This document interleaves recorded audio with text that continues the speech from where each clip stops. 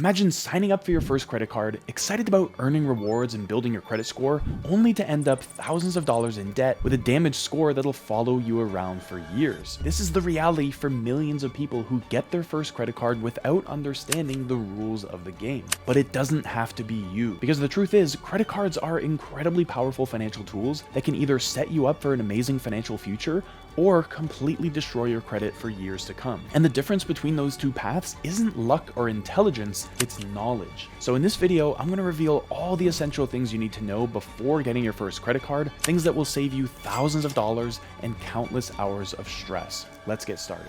So a lot of people don't realize that monitoring your credit should actually start before you even get your first credit card. Because when you aren't keeping an eye on your credit reports, these issues can go undetected for months or even years, potentially causing serious damage to your financial future. So if you're thinking about getting your first credit card, you need to start with this important first step. Get a copy of your credit report from both major credit bureaus, Equifax and TransUnion. By federal law, you can get a free copy of your credit report once a year from each of these two bureaus, so it's definitely a good idea to take advantage of this. And when reviewing the report, you should look for any accounts you don't recognize, any late payments that shouldn't be there, and any credit inquiries that you didn't authorize. These could all be signs that something's wrong, and catching them early means that they can be fixed before they cause serious damage. And then after you get your first credit card, make it a habit to check these credit reports at least once a year and monitor your credit score even more frequently. There are tons of free services that allow you to monitor your credit score without having a negative impact, but the key principle here is simple. You can't fix problems that you don't know about, so staying informed about your credit situation at all times is important. But now, let's examine something a lot of first-time cardholders don't fully understand, which is the basics of how credit actually works. A lot of people believe that the process is simple. Pay your bills on time and your credit score goes up. But this is just one piece of a more complex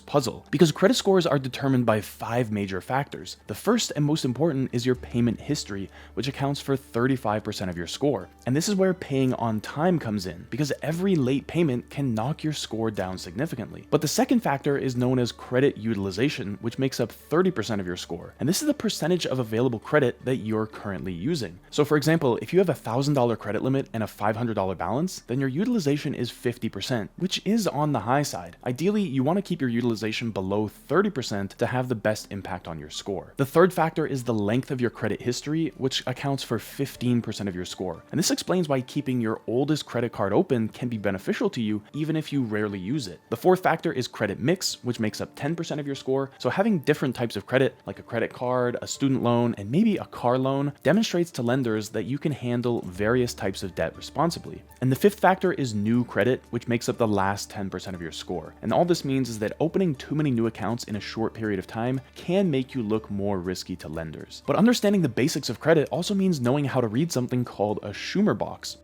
A lot of first-time credit card applicants don't know that the Schumer Box exists, or they just don't know how to interpret it. Named after Senator Charles Schumer, who championed credit card disclosure legislation, a Schumer Box is a standardized table of information included in all credit card applications. It contains the interest rates, fees, and other key terms of the card, and being able to read a Schumer Box properly can save you from costly surprises down the road. For example, a lot of credit cards offer a lower introductory annual percentage rate, or APR, for a certain period of time, but then after that period, the rate jumps to something much higher. So if you don't notice this in the Schumer Box, you might be shocked down the road when your interest rate suddenly doubles or triples. You might also not realize that the card has an annual fee, or that there are different interest rates for purchases, cash advances, and balance transfers. So my recommendation is that before applying for any credit card, take the time to carefully read through the Schumer Box. Pay attention to the regular APR, not just the introductory rate, and look at all the fees: annual fees, late payment fees, over your limit fees, foreign transaction fees, and cash advance fees. And you also want to understand the grace period, which is the time between when the billing cycle ends and when your payment is due. Because during this grace period, you typically won't be charged interest on new purchases if you paid your previous balance in full. So properly digesting the Schumer Box before you choose your first credit card can save you a ton of money over the years. But here's another common misconception about credit cards: the belief that having a credit card means you have to be in debt. I don't know why it's such a pervasive idea that credit cards are inherently dangerous and lead to financial ruin. That's like saying that cars cars are dangerous because some people drive recklessly. The truth is, a credit card is just a tool, and whether it helps or hurts you depends entirely on how you use it. Because if you use credit cards responsibly, they're one of the fastest ways to build a strong credit history, which can save you tens of thousands of dollars over your lifetime through better interest rates on mortgages, car loans, and other financial products. But so many people are so afraid of getting into debt that they avoid credit cards entirely, which delays the building of their credit history by years. And so if you're hesitant about getting a credit card because you're worried about falling into debt, it's important to remember that the credit card itself doesn't create debt, your spending habits do. So by establishing good habits from the start, a credit card can be a powerful asset rather than a liability. And since we're talking about how to use credit cards responsibly, I want to address something that a lot of people overlook. You need to be cautious about gimmicks, promotions, and all the fine print, because credit card companies are really skilled at making their offers sound better than they actually are. And a lot of first-time cardholders are drawn in by flashy sign-up bonuses without paying enough attention to the ongoing value of the card. For example, some cards offer impressive welcome bonuses, but after that initial period, their reward rates are just mediocre. Other cards have pretty attractive benefits, but they also come with a high annual fee that outweighs the value of what most people get from those benefits. So just like reading the Schumer Box is important, it's also important to read the fine print, because that's where you'll find all the details. For example, some cashback cards have spending limits, and once you hit that limit, the amount of cashback you earn per dollar spent drops significantly. And every card has different rules about how and when rewards can be earned and redeemed.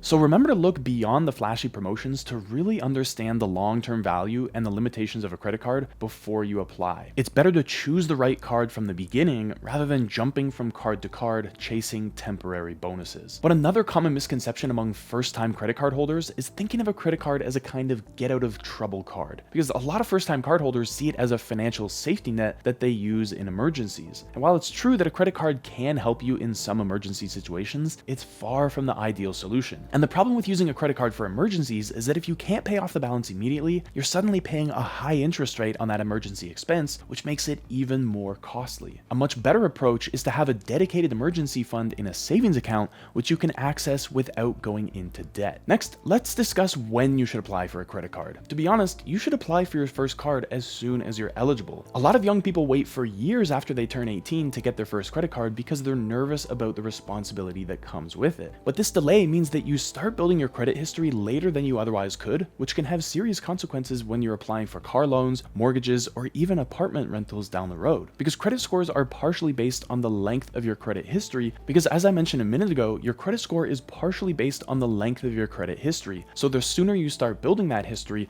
the better off you'll be in the long run. Now, you want to avoid doing what a lot of first-time cardholders do, which is just picking a card with a nice design or the one that's currently offered by your bank. Because if you don't do any research to understand how the card will work for you, then you're leaving a ton of money on the table. For example, if you travel a lot, then you might want a card that offers travel rewards and doesn't charge any foreign transaction fees. But if you spend more of your money on groceries and gas, then a card that offers high cashback in those two categories might be more valuable. On the other hand, if you've already got some existing debt, then a card with a low APR or a good balance transfer offer might be your priority. So take the time to research the different card options that are available to you and match them to your specific lifestyle. So there you have it, all the essential things you need to know before getting your first credit card. But there's actually something else that can completely change how much value you get from that card, and it's not about how you use it, but which card you choose. Because the truth is, the right credit card can unlock hundreds, sometimes thousands of dollars in rewards, perks, and benefits that most people completely miss out on. So to find out which cards are actually worth getting right now, and which one best fits your unique lifestyle, watch this video next.